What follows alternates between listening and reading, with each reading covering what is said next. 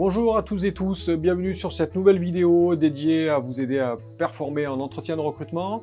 Le sujet du jour, le sujet de cette vidéo, c'est comment traiter la question quels sont vos défauts?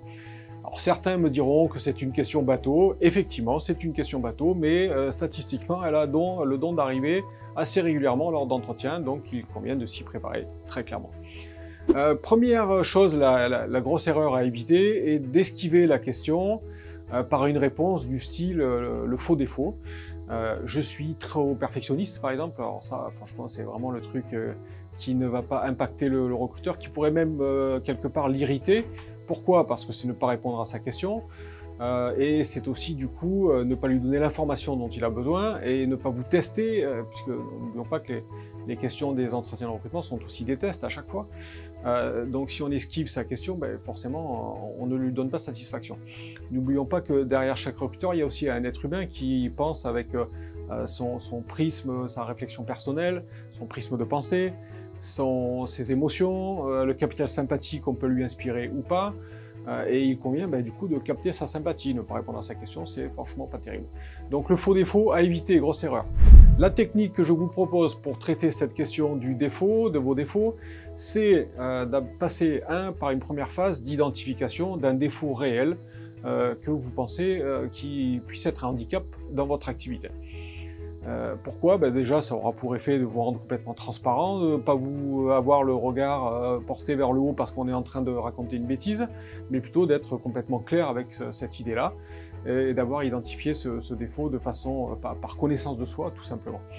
Alors bien sûr, un peu de stratégie quand même, hein. Il s'agit d'impacter le recruteur et d'être le candidat qu'on sélectionne.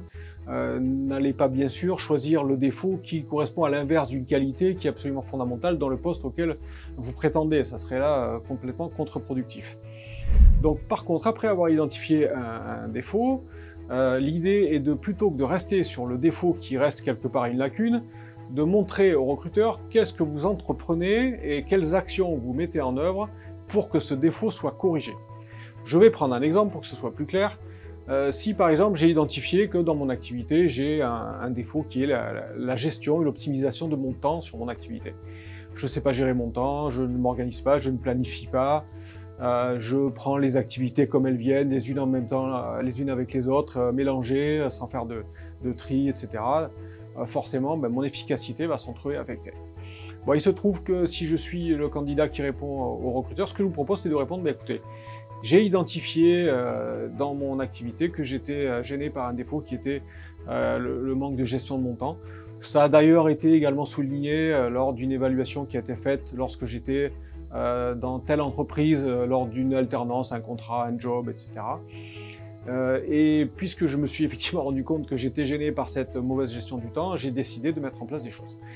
Qu'est-ce que j'ai fait?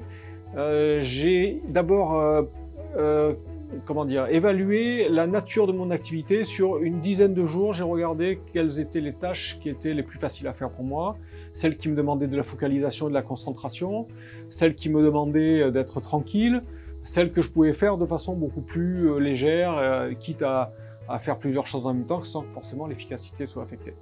Et bien en fait, je me suis rendu compte que j'étais beaucoup plus efficace le matin. J'ai donc décidé de consacrer tous les jours, ou les jours de mes activités, 2 heures à toutes les tâches pour lesquelles j'ai besoin d'une forte concentration et d'être tranquille.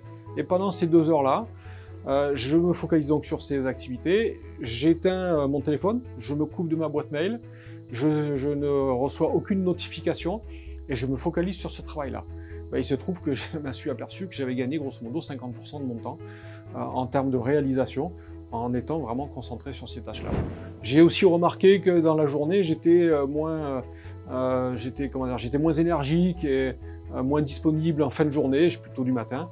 Je me suis réservé toutes les tâches administratives, les tâches courtes, les réponses à des mails qui n'ont pas de grosse incidence, etc. en fin de journée, dans cette période-là, où je peux le faire même en écoutant de la musique, en faisant autre chose. Et je me suis rendu compte que là aussi, je pouvais les faire sans être impacté dans cette efficacité-là. J'ai aussi mis des outils comme Google Agenda, de la gestion de planning pour optimiser tout ça. Je sais que c'est pas encore parfait, mais bon, comme je l'ai identifié, du coup, ça me permet quand même de gagner en efficacité sur tous ces points-là. J'espère que je vais encore progresser là-dessus. Bon, voilà, comment est-ce qu'on peut répondre à cette question-là? Bien sûr, à vous de choisir le défaut qui vous gêne et comment expliquer ce que vous mettez en œuvre. Bien sûr, il faut qu'il y ait des choses qui soient mises en œuvre pour que ça soit réel, mais ça sera une excellente façon de convaincre et de montrer que vous avez traité la réponse et qu'en même temps, vous laissez plutôt l'image de celui qui a mis en place des actions concrètes plutôt que de celui qui est gêné par son défaut et qui ne fait rien. Voilà, j'espère que cette vidéo vous a plu. Si c'est le cas, n'hésitez pas à liker, commenter, mais surtout à la partager aux personnes qui puissent être intéressées par ce sujet. Ça m'aidera à en produire de nouvelles. À très bientôt.